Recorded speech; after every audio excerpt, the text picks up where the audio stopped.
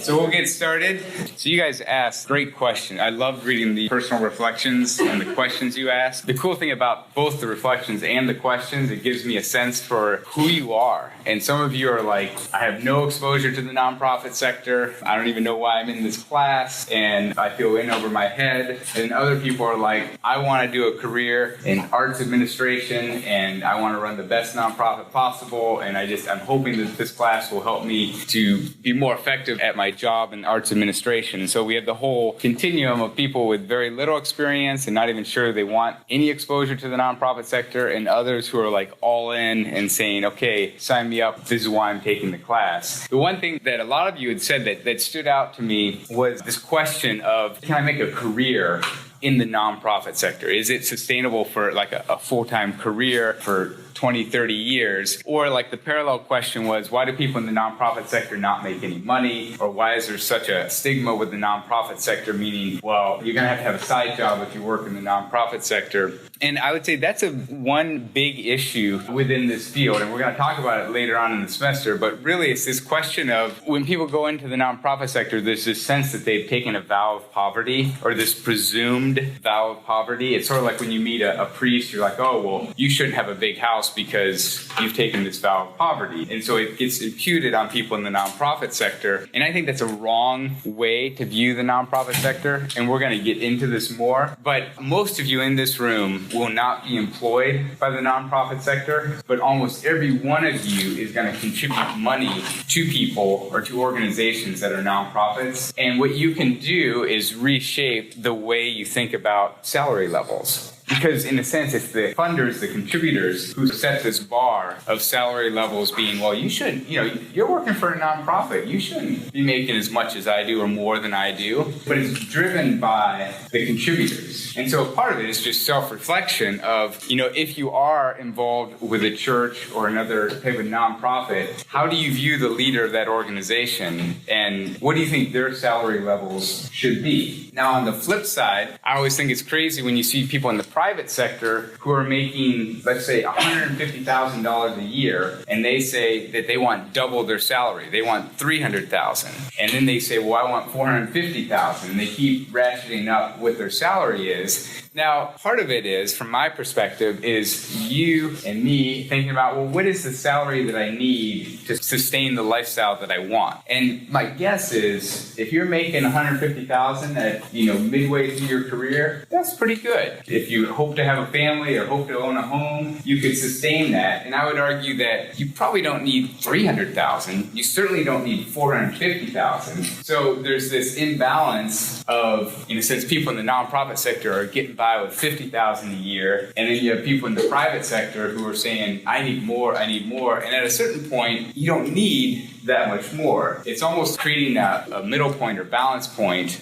and especially thinking about the main concern that the field has is some of the best talent get pushed out of the nonprofit sector because the salaries are not commensurate with their skills and with their activities involved. But we'll be talking about this more and sort of how does the field shift that perception? How is it created, and then how do you shift it into a way where people graduating from college can sit there and say, hey, I want to pursue a career in the nonprofit, and they don't have their parents saying, why are you going into the nonprofits? And they don't have funders saying, well, we're going to cap your salary at this because you've taken a vow of poverty. So anyways, I would say you can sustain a career in it, but the field has to shift if they're going to recruit the best and the brightest and keep them in that field. Basically, this lecture is going to look at the history of the nonprofit sector, just sort of how did it emerge, where is it today, and then where is it going in the future. And I'll also make these slides available, so don't worry about trying to copy everything down, but it's more to just give you a sense of what's going on. The nonprofit sector, sort of the roots of the nonprofit sector, and way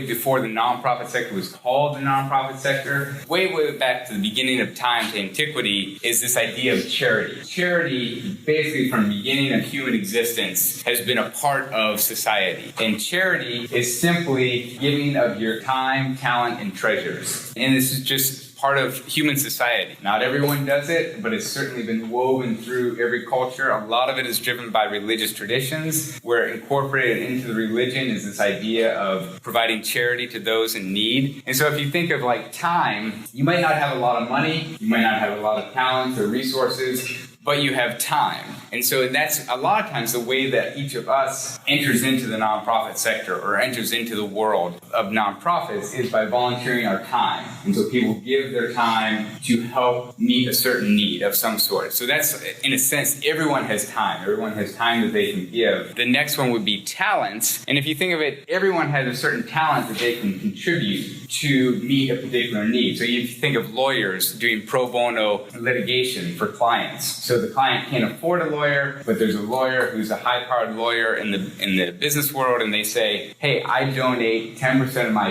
time, of my talent, to helping people who don't have enough money to afford a lawyer. But you can think of almost any profession that you go into, you're developing a skill set and a talent that you can use to help others, that you can, in a sense, donate your talent, your specialized skills. And the last one is your treasures, which again, we're all probably somewhat familiar with, is what financial resources do you have, but also what other resources. So some of you at some point might have a home, and you can use your home as a way to let people stay with you. Or you have a car, and you let people borrow your car. So the treasures isn't necessarily just money. Like one of the nonprofits that I work for, we did this annual fundraising event. We used to just ask for money, and that was like, let's just keep asking for money. But then we realized, hey, our staff and our volunteers could really benefit from having lower cost dental care. And we could also, every sort of quarter, we'd look for off-site retreats, and it'd be really nice to have a cabin up in the mountains to go to. We began thinking, what are the resources, the non-monetary resources that we could begin asking for? So we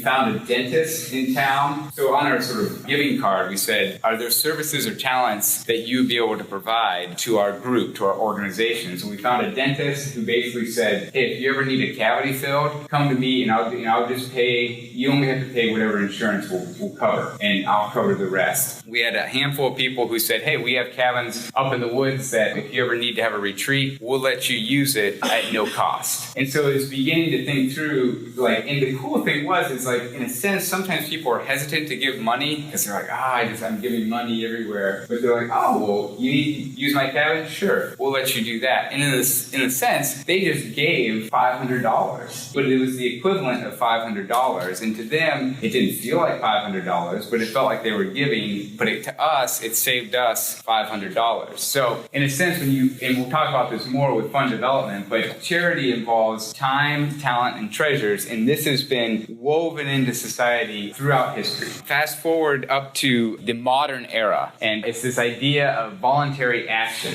So if you think of the Enlightenment era, all of a sudden people were beginning to have extra time available. Like there was space to do extra things, and this idea of voluntary action, well, if you think of most of life, a lot of things are involuntary. So like when you go to work, that's an involuntary action. You're sort of obligated to go to work, or other activities you're obligated to do, but you have a space carved out where you can take voluntary action, where basically you can choose how to spend your time or where to spend your time. And so the nonprofit sector relies heavily on people having the capacity to volunteer, to sort of voluntarily engage in doing something. But if you think about it, in some places, voluntary action is very limited in what they're able to do. And especially the second one is voluntary association. So you have voluntary action where you volunteer to do something, like on your free will, you choose to do something. You're not compelled to do it. I mean, like in the US, in a sense, joining the military is a voluntary action, whereas in some countries, you're obligated to join, 2 years of conscription in the military. So similarly is this idea of voluntary association. Voluntary association is the freedom to associate with like-minded people, to voluntarily congregate with others who have similar interests. And so I bring up voluntary association because in some countries, most notably like in China or in North Korea, you're not allowed to voluntarily congregate together. Like it's seen as suspicious activity to where you might be doing something that's in opposition to the government. And so voluntary association isn't sort of this universal right, but it's particularly treasured in the US, where basically any group can congregate. They can voluntarily come together. So even groups with nefarious aspirations, so like the KKK, in a sense, is allowed to congregate, is allowed to come together. Because in the US, we treasure this idea of people voluntarily coming together and the government not stepping in and saying, you can't form this group. So there's some drawbacks to this freedom, but it's a critical component of the nonprofit sector. So one, that we have the freedom to volunteer our time, voluntary action. And the second is voluntary association, that we can congregate together. And we'll show how these two components sort of make up the backbone of the nonprofit sector. Then we're going to fast forward up to the US time, and is around 1850 is when philanthropy as we know it today began. Philanthropy isn't just really wealthy people giving lots of money, but philanthropy is this broader picture, sort of the contemporary word for charity. So philanthropy is giving of your time, talents, and treasures. We tend to associate it with treasures, but philanthropy is also the time and talents as well. And so prior to 1850, here's one example. If you were a wealthy person and you said, I want to start a library because our community doesn't have a library, so I want to donate a lot of money to start a library. It's my philanthropic activity. It's going to be a nonprofit in a sense so that everyone can use and have access to the books, because books shouldn't be relegated to just the elite or the wealthy, but it should be something available to everyone. Well, prior to 1850, it was actually illegal for you to set up an institution that would be in competition with the government. And the idea was the government said, no, you can't start a library. That's proprietary. That's what we do. Or like if you wanted to start up a school, they would say, no, the government provides public education and you can't compete with us. And so if you really care about libraries or schools or any type of other institution you want to set up, you can't set it up yourself. You have to give us the money and then we'll go set it up. So basically what the government says, whatever it is that we're sort of responsible for, you have to give us the money and then we'll go set it up. So there's this intermediary that was going to set it up. Well, Andrew Carnegie, who is sort of the parent of the modern philanthropic world, stepped in, and he was extremely wealthy. He stepped in and he said, listen, that's a very inefficient way to run society, and I want to change that, and I want to liberate this massive amounts of wealth that's being generated by these robber barons and other industry magnates, and say, I want to create sort of a vehicle for them to distribute their wealth and not just funnel it through the government. So basically, he sort of wrote this manifesto called the Gospel of Wealth. And he said, listen, this wealth that I have is not for my own benefit, but it's basically to be used to redistribute for the betterment of society. So he was the first one of his kind, more or less, who basically said, I'm going to take all this wealth and redistribute it to the betterment of society. Before that time, people with wealth would basically take it and pass it on to their children.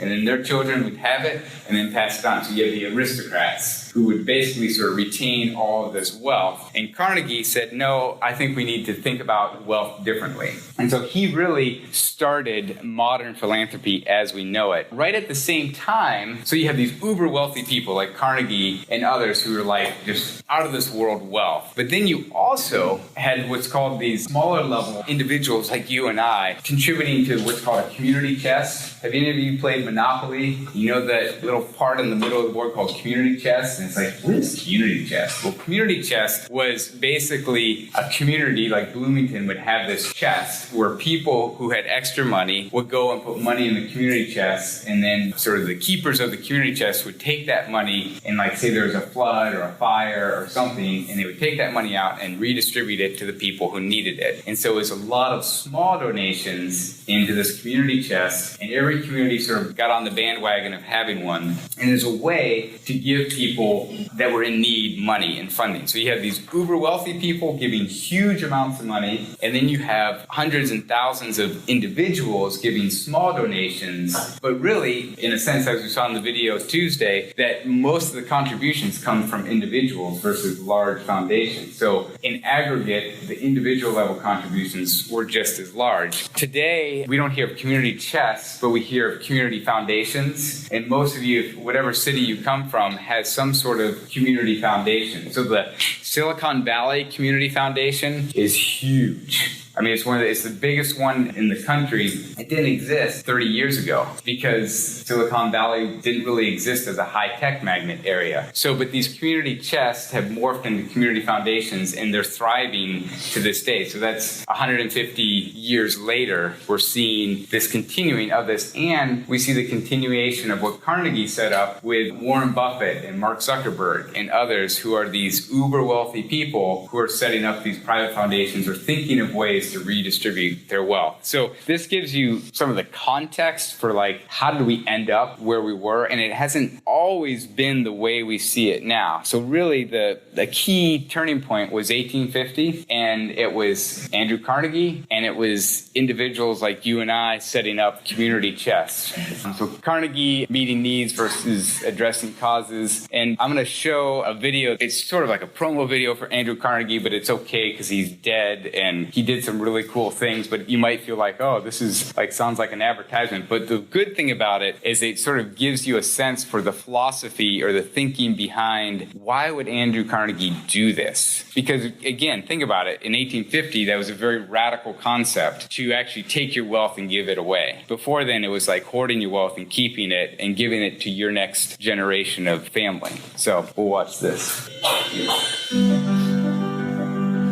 When poverty and infectious diseases persist, education remains a privilege, artistic expression is challenged, climate change threatens our existence, and war is all too common.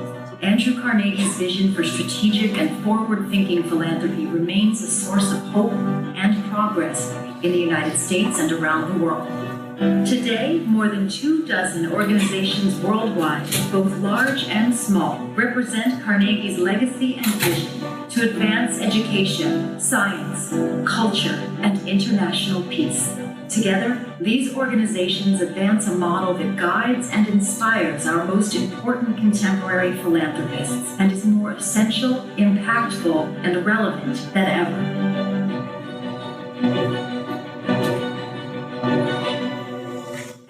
Born into a modest home, Andrew Carnegie used his vision, courage, and discipline to become the world's wealthiest man.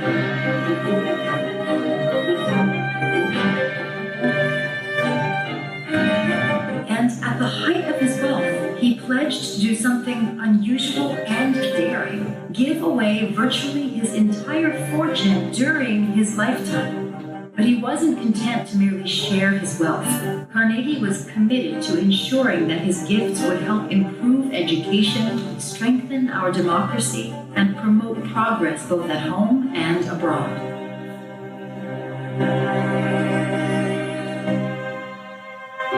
In the decades that followed his extraordinary decision, Andrew Carnegie founded and supported universities, financed major advancements in science and art, created 26 different institutions, advocated for world peace, and built more than 2,500 free libraries. Today, many of these organizations and institutions continue to advance societies in profound and lasting ways around the world. So as you guys watch this, what things just sort of stand out to you or catch you in a way you're like, oh, I never really thought of it that way or didn't know about that? Yeah. It's interesting to see the voluntary redistribution of wealth, like contrasting the climate right now where it's like the government should give this, that debate, should the government redistribute wealth. Mm-hmm. So I don't know, it's kind of cool to see that he was voluntarily redistributing wealth in really great ways. Yeah. And in some ways, that's a more compelling vision of when you can voluntarily give it away versus, if someone comes in and says, okay, we're going to tax you X more percent, you kind of give it begrudgingly or you resist it or fight it. It kind of makes me think, what is more effective? You know what I mean? Would that money be more effective, like $25 in the hand of like some up-and-coming artist or something, or would it be more effective with like $1 million in Andrew Carnegie's hands? That's a great point. That's something that we'll, in a sense, discuss in this class is, should the government tax more or should we create greater incentives for people to give more. So in a sense, when you give money, you get a tax deduction. And basically you're saying, in a sense, instead of giving my money to the government for them to redistribute, I'm going to choose to give money to this charity. And the government says, okay, say I have $10. I can either pay that in taxes or I can give it to a charity. If I give it to a charity, I actually am exempt from paying $10 of taxes. So, yeah. I feel like usually when someone's the first to do something, if they're a pioneer, like they're probably going to do it. Like we're going to change the method of how we do it so much since then, and they're probably going to get it wrong the first time. But it's kind of crazy to me that it was like kind of an uncharted territory, but he did it so well that now we even do the same. Yeah, that's a great observation. Others, I saw another. Yeah. I think it's great to see how long his work has been still alive today. Yeah. I mean, at Carnegie Mellon University, that's very prestigious, and throughout different universities, there's a lot of libraries, a lot of buildings named after him. Yeah. Because of what his work has been from so far back. Sure. Yeah, and so Carnegie Hall is another major iconic scene in society, and if you think about it, it's interesting that you see major universities. I mean, Stanford University and Cornell University were started by people with the last name Stanford and Cornell. As people making these contributions. And what's interesting, those are the ones we know about, but you also have people like Warren Buffett and what he did. So there has been some shift, Maddie, in how people do it. I mean, not much, because you're right. The basic model is still there. But Warren Buffett, about 4 years ago, he's, I think, the wealthiest person in the world. And instead of setting up a foundation or setting up a university or any number of things where he could slap his name onto it, he gave his entire sort of wealth to the Gates Foundation and basically doubled so the Gates Foundation was the second largest foundation, and Buffett had the largest, and he basically gave it all to the Gates Foundation. So I think it was like $25-30 billion, like a huge amount. What he did was he released control of it, so his name isn't attached to it. But he basically was saying that the Gates Foundation is doing some exceptional stuff. They're going to manage my money just as well as I could. So why duplicate what we're doing and just let's give it all to the Gates Foundation and let them do it. Let them manage it. Let them run it because I trust them. And so that was, again, a radical step in saying, I don't even need my name associated with it. I'm just going to give it away freely. Yeah. I guess I was just curious on why. Basically, in the video, he said that him contributing back to the community was a risk. Oh, okay. And I'm not really sure why they didn't consider it a risk, knowing that. Yeah. I mean, he's full of wealth, and I mean, giving back to the community didn't really seem like a risk. Yeah, no. So, anyone have ideas of why it might be perceived as a risk? Is it like back in when he did all of that? Wasn't it less common for wealthy people to do really anything for the community? Instead of just seeing someone actually step out and do something that didn't benefit them really, but benefited everyone else. It would break the social mold. Yeah. We're not supposed to fraternize with the lesser people. Yeah.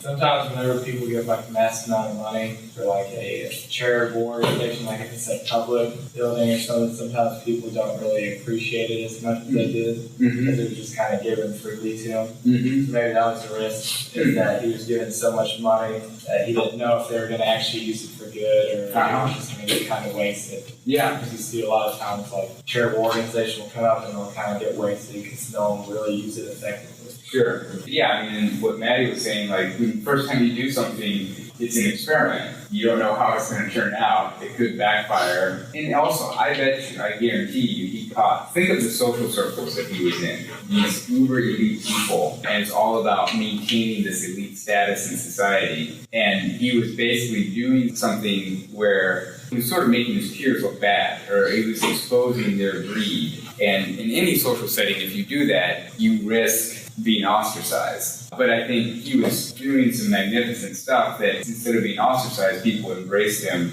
and began to follow suit. Now, not every wealthy person does this. We only notice the ones who do it. Yes. But now when we look back on Carnegie, but specifically when he and Rockefeller were closer together, we look back at what they were doing was so amazing and how it's great. But when you look at the historical text, what they were doing is they were considering these poor people as uneducated masses, and they were beneath them and all this, and they were hoping to raise America to the standards of the French or the Germans in order for them to look more educated, because they couldn't socialize with these people that knew nothing of art or music or had zero education. And that's a lot of the reason that like him and like the 5 others, or 4, I don't remember the other 2, were giving away their money was because they were so elite at this point, there wasn't a peer group. There was such a disparity. Sure. Yeah. So is that good, bad, or just a social fact? I don't think it can be bad necessarily, other than they're making a preconceived notion that just because these people are less educated or have less exposure to an opera or ballet or something like that, that they are less worthy. But I also think that now we're able to look back at it as good, but then it was really me saying I'm better than you, and now I'm going to not help you out of wanting to help you, but I'm doing it to help me so that I don't look down with it around me. Well, and I would sort of say they did have peers. There's always been an elite class, and they had mixed motives. I mean, it was wise for Ford to pay people high wages and give away money, because then more people could afford cars and buy cars, so it helped his business. And in fact, just a year ago, so the president of the Ford Foundation is Darren Walker. It's really interesting. Darren Walker is an African-American homosexual. He's president of the Ford Foundation. Andrew Carnegie in 1850 wrote The Gospel of Wealth. Darren Walker wrote The New Gospel of Wealth. There's this philanthropic manifesto, and he touches a little bit on what you're talking about, Jess, but he even goes further, and he says, listen, the reason why Andrew Carnegie and all these people like Ford, why philanthropy exists is because income inequality is so expansive. The difference between the lowest income people and the highest income people is so wide, such that that's why philanthropy exists, because income inequality exists, and yet then philanthropy job is to reduce income inequality effectively, or reduce some types of social inequality. And it seems strange, in a sense, you make a deal with the devil of saying, well, we're going to allow income inequality so that we can have philanthropy, so that then we can reduce income inequality. And it's a very interesting piece that he writes as the president of the Ford Foundation. So it's not his money, but he's been entrusted to be a steward of this money. And in many ways, he embodies some of the social inequality that was generated as a result of these uber wealthy people. And so philanthropy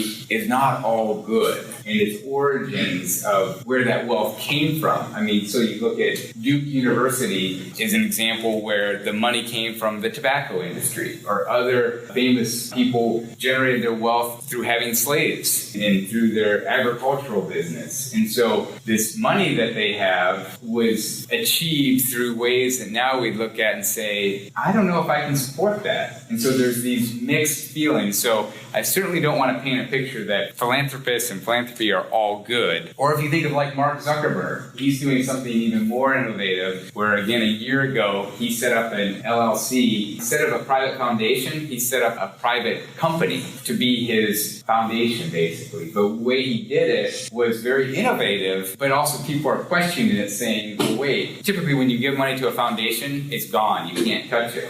What he basically did was take a huge amount of his wealth and put it in a separate company that, in a sense, at any point he can go back and retrieve it. So he hasn't sort of fully given away, but he's saying, actually, it's more liquid in this form and I can adjust where it goes. People are saying, but is that really giving it away, or is it just more of a tax shelter for you? So it's much more complex than just like, oh, isn't Andrew Carnegie wonderful? He gave away all his money. We need to have some sort of a critical view of it versus just sort of saying it's all good. But I will say, which is the social fact, is that that was the starting point of this new way of thinking about philanthropy, and it set into motion the entire nonprofit sector. Because if you think of the nonprofit sector, most of it relies on contributions contributions, non-governmental contributions. And so a way to think about the nonprofit sector is that it's described as like the third leg of a stool. So you have the private sector and you have government. And if you think of a stool, it has 3 legs. And if it only has 2 legs, it's unstable. And the nonprofit sector is that third leg of the stool. It's sort of the safety net. And in a sense where if the private sector is not addressing a particular need and the government is inadequately addressing a need, that's where the nonprofit sector sort of steps in and addresses the need. So like hospitals, like medical care wasn't being provided in adequate ways to the broad public. And so most hospitals are nonprofit organizations that were set up through philanthropic giving. So a lot of times it was churches that set up hospitals. So you have St. Jude's Hospital or all these other Presbyterian Hospital of Cincinnati, different hospitals that were started as nonprofits. And basically it was the safety net that wasn't being met by the private sector and wasn't being met by the government. So then the social sector stepped in and set up these. And they got good at it such that this next point is that oftentimes the government says, well, we're not very good at providing this social service, and so we're going to issue grants to nonprofits. So it's, in a sense, a job that we more or less should be doing, but you're doing it better than us, and so we're going to give you the money to make it happen. So that's where all these government grants come from. It's basically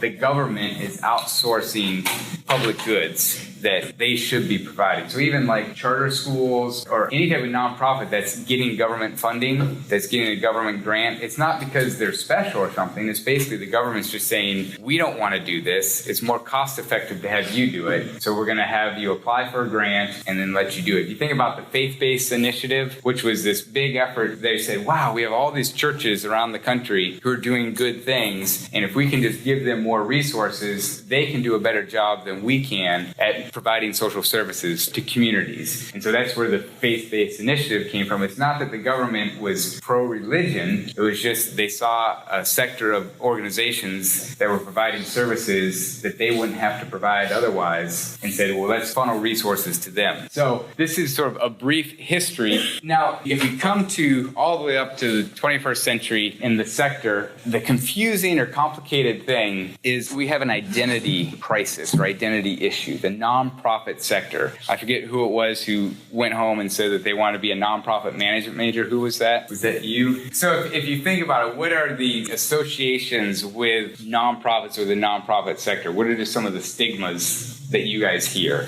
Yeah. My parents were just mainly concerned that I was going to be able to afford myself in the future. Yeah. It's poverty in a sense, or not having a lot of money. Any other things when you just the negative impressions of the nonprofit? Yeah. The organization's low financial success, meaning they don't have actual success.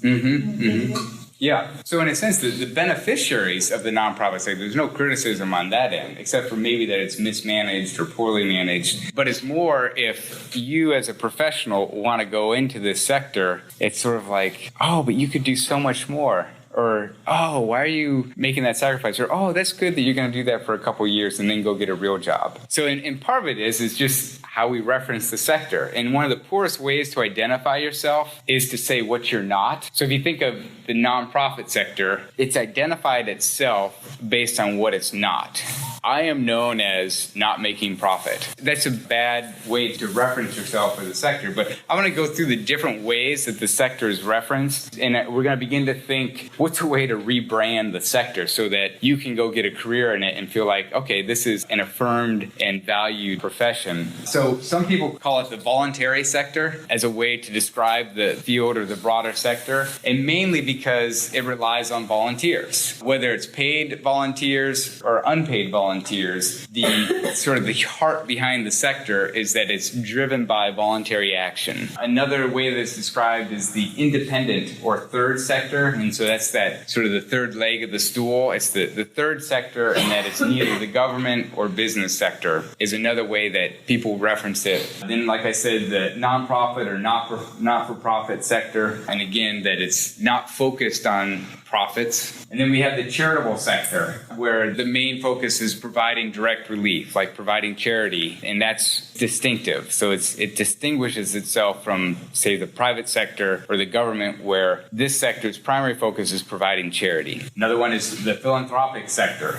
in that in order to sustain itself, it relies on charitable donations, relies on people voluntarily giving their money. So again, the sector is sort of going through this identity crisis of like, how should we name ourselves? Because they're not satisfied with nonprofit, but every other one sort of falls short. So civil society sector, this is more the bigger, expansive, like, citizens seeking to improve their communities. So it's this broad arena of anything that is done by citizens to improve their community. So it again goes back to giving their time, talents, or treasures to their community. Tax exempt sector is another way that it's referred to, and it's basically emphasizes their tax exempt status. So it's in private sector, you pay taxes on all of the money that comes in. Nonprofits don't have to pay taxes. And then the social sector, where it's the focus is to strengthen the social fabric of a community. I think that was all of them. Let's see. No, one more. Non-government organizations. So this is more how it's referred to at an international scope, is NGOs. So as you look at this, none of them really kind of grab you, but you need one to identify, and you need one in a sense, even SPIA wrestles with this.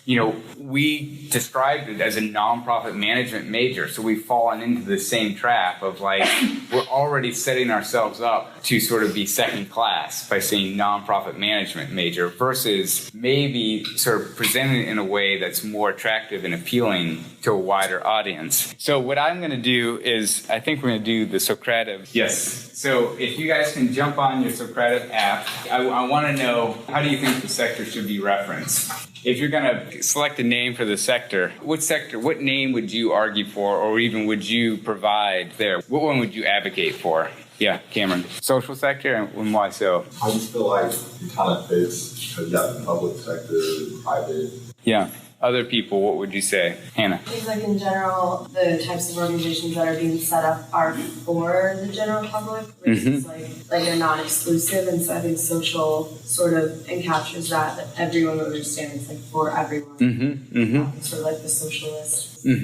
For everyone, the whole. Yeah, that's good. Brandon. I agree with her in the fact of, we talked about how philanthropy is not just giving money, but it's also giving talent and skill and everything. Yeah. And that encompasses a lot more than just signing a check and giving to a company, but volunteering encompasses a lot more of these topics than just giving away money and spreading it between the different organizations or different work that needs to be done. Yeah, no, that's a good argument. Yeah, Abby. I'm between the independent sector and the philanthropic sector. Kind of going off what Anastasia said, it's tough because I'm thinking independent sector because I think that would be better received by the business sector. The government sector almost more respected, but I think that the philanthropic sector is more true to what the sector actually does. Yeah. So it's tough because it's like you kind of have to live up to this standard or buff yourself up bigger than you actually are. Yeah. And Maddie. I like social sector. I'm kind of surprised it hasn't already been taken. It just sounds like it just makes so much sense. And then you kind of just go based on like what I think sounds the best. Like if you say like tax exempt sector. Sounds like an accountant or something. Yeah. Or if you say like charitable sector, it kind of seems like, to me personally, like it kind of sounds like you're not doing anything.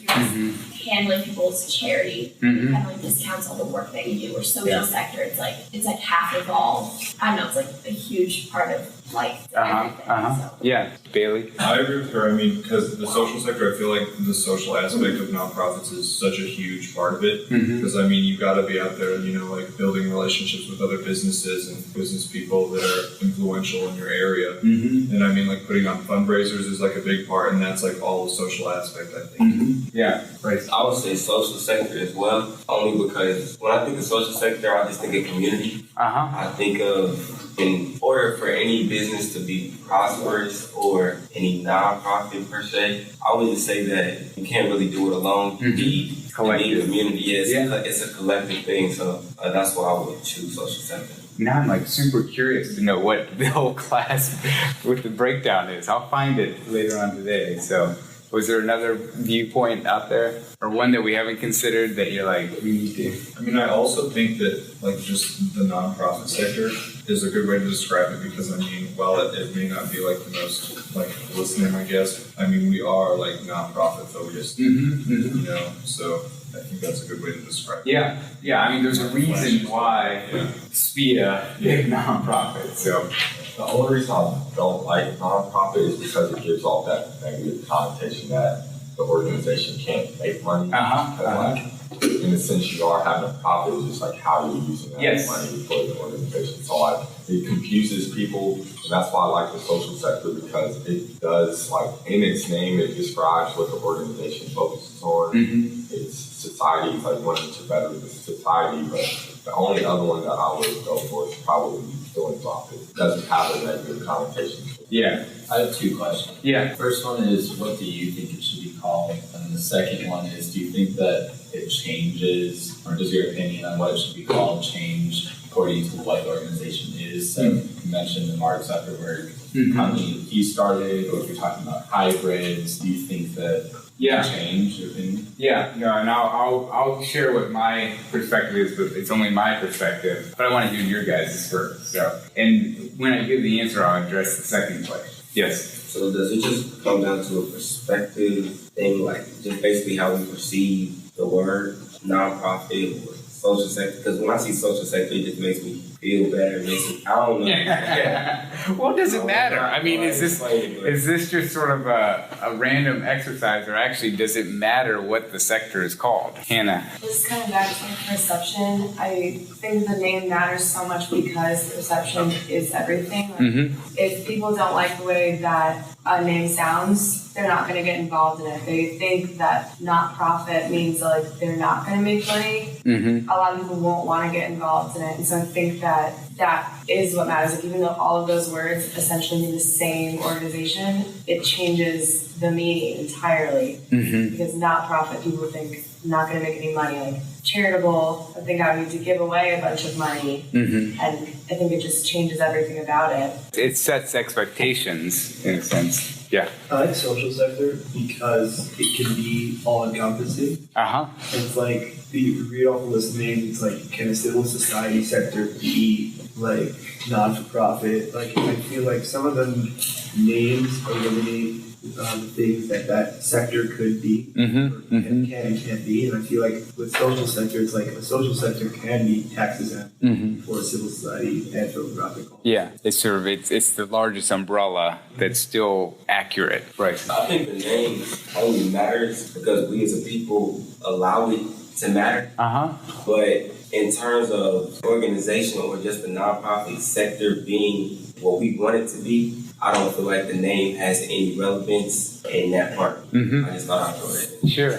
Yeah. Well, and so you bring up a good point. It only matters because we say it matters. But because we say it matters, if we want to be successful or if we want to see the sector or the field thrive, then we sort of have to play by social rules. You know, you could sit there and say, I don't play by those rules. Then chances are you're going to be in the corner playing by yourself. And so, I mean, I get what you're saying. Like, they're silly rules, but they are sort of the rules at play. And if you want to engage society in an effective way, then you sort of have to think about, well, how am I going to be perceived in that arena? My sense is that's part of the reason why I'm engaging in this discussion, because we have a certain set of criteria for nonprofits. Like, you see how much they're making? Like, and it's like they're actually not making that much relative if they're in the private sector having a similar level job. And yet we sit there and critique it, or we say, wow, that's a fancy new building, like, and you're a nonprofit? Like, what gives? And it's like, why do we have that sort of critique or criticism? My strong bias, I think, after thinking about this and being in the sector, is I would advocate for social sector, mainly because, like you were saying, it has a winsome sort of novel, innovative, entrepreneurial component to it. It actually causes people, like, they sort of get it. They're like, oh, the social sector. Like, like you sort of have a feel for what it is, but it causes you to say, well, so that's interesting. Well, like, what do you do exactly? Like, in what ways? Or like, I'm a social entrepreneur, or I just started a social enterprise. Both those terms sort of evoke more conversation, whereas in a sense, if you say I work for a nonprofit, oftentimes that can be a conversation stopper. It's like, oh, okay, But like if you say like I'm a social entrepreneur, people are like, they know entrepreneur, they know social. They're like, like in what way? Like what? Or I started up my own social enterprise, and so it's this field of Maddie. Just like, has there been a decision amongst like nonprofits, like, okay, we're gonna start saying social sector, or is like, is it cool if we just say that? Like, can we just like say if we want? You just say, well, so where this actually matters on the ground, like USC, the Price School of Public Policy, which is SPIA's competitor, they just started a master's degree in social sector leadership. So do you want to get a master's in nonprofit management or a master's in social sector leadership? If you're picking where you want to get a degree. So obviously, I'm not a huge branding or marketing person, but I get that it's important. If I want to advance the goals of my organization, I want to put my best foot forward. And so the field will shift in the way that it's portrayed when leaders in the field sort of step out and reframe what the field is and what they do. Tom? Do you think that it will lead to more hybrids or more interaction between for-profit and nonprofit businesses? Working together more. Well, and that's why I would be an advocate of social sector, because as Cameron said, it doesn't pigeonhole it as, nonprofits, you don't make a profit, which is not accurate. I mean, some of you asked the question, how can a nonprofit pay a salary or own a building if they don't make a profit? They do make a profit, and they do have revenue. A lot of the revenue comes from donations, but they, in a sense, have a profit. It's what they do with that money. So in a sense, they can't redistribute it to shareholders, or they can't use it to pad their own pockets, like increase stock value. They have to reinvest it in the organization. And so nonprofit is actually a misnomer because they actually make money. It's just what they can do with those profits. I mean, we'll talk about this a lot more of social sector, but I just want you to think about it. You can even try it. Next time you're talking with someone, they say, what do you plan to do when you graduate? And you can say, I'm tempted to get a job in the social sector. And they'll be like, what? Social work? And then you're like, no. And then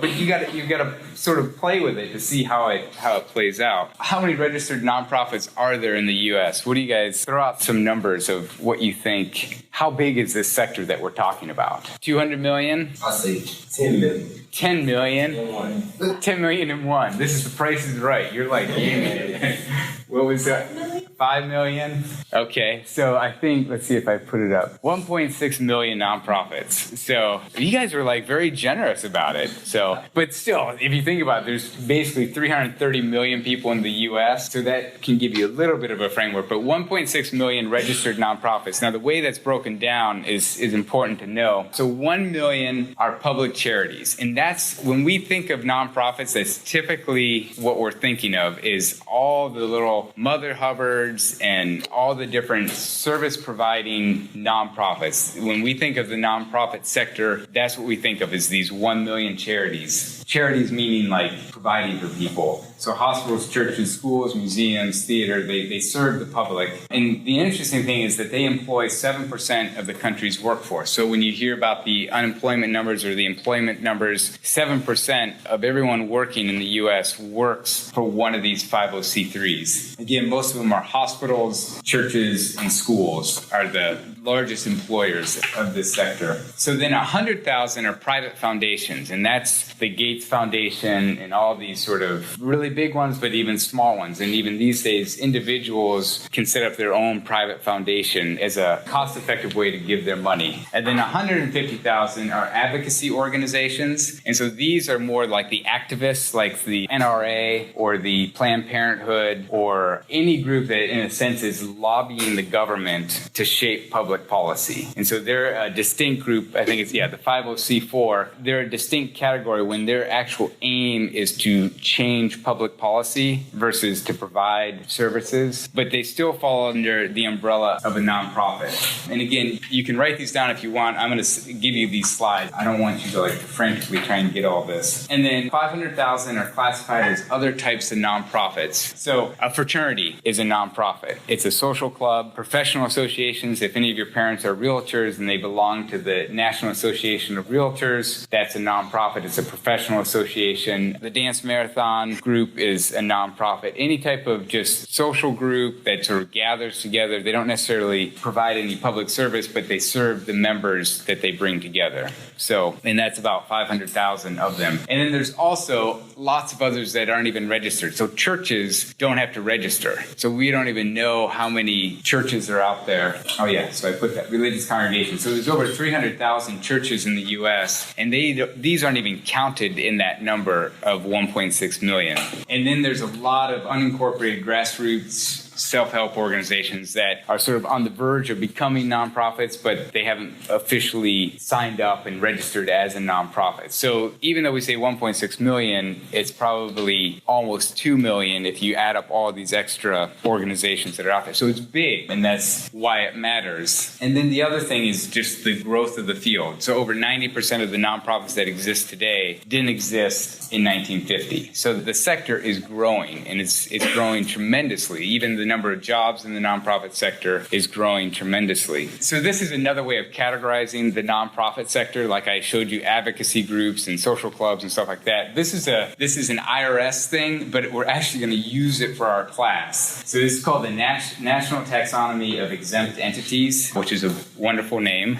They need to rebrand themselves. But the categories are important because as you guys start up your nonprofit or think about starting up your nonprofit, it's probably going to be in one of these 8 categories. And so I want you to begin thinking, okay, am I interested in the arts and culture and humanities aspect of the sector? Or am I more passionate about education or the environment or health or human services or religion or public benefit? So next Thursday, so a week from today, we're going to be dividing people up into their teams to start their nonprofit. But this will help you maybe to orient like, oh yeah, I fall into one of these 2 categories. That would be the type of nonprofit that I'd want to start up. Or you might even begin thinking, I have a nonprofit that I want to start up, and okay, it fits in education or under that umbrella. So this just gives you a good framework for thinking about, okay, what type of nonprofit am I going to be interested in starting? So I'm going to go through just some of the unique features of nonprofits in that how they differentiate themselves from the private sector and the government sector. And the first is that they're self-governing. And I say that, and this is a strange thing, but there is no CEO of a nonprofit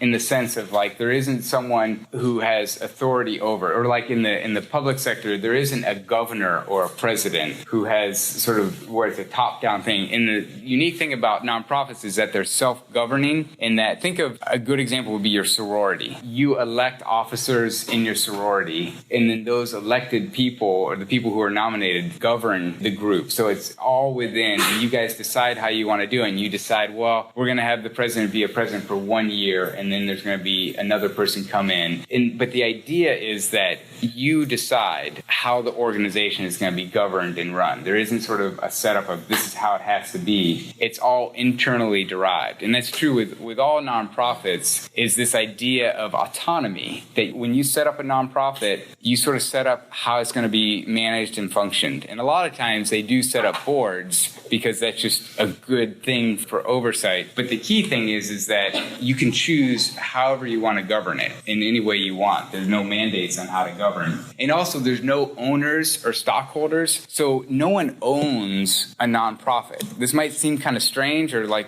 because you go to McDonald's and it's clear someone owns McDonald's and then they can at some point sell McDonald's to someone else. Like there's always an owner. But with a nonprofit, there's no, in a sense, assets that one person owns, and it's not stockholders that own it. So it's this sort of free-flowing entity. And again, we don't really think about it until like maybe you want to transition it or give it away or something like that. But there's no one that sort of says, I own this nonprofit. It's something that exists out there. And again, it's different from the private sector in that way. And the two things that are key or important is that it's exempt from being taxed. And basically, what tax exemption means is that if they have revenue coming in, like donations, they don't have to pay taxes on it. Or if they own a building, most companies that own buildings have to pay property taxes. They don't have to pay property taxes. So they don't have to pay any type of taxes. And then the second part is that when donations come in, if you give to a nonprofit, that's a tax exempt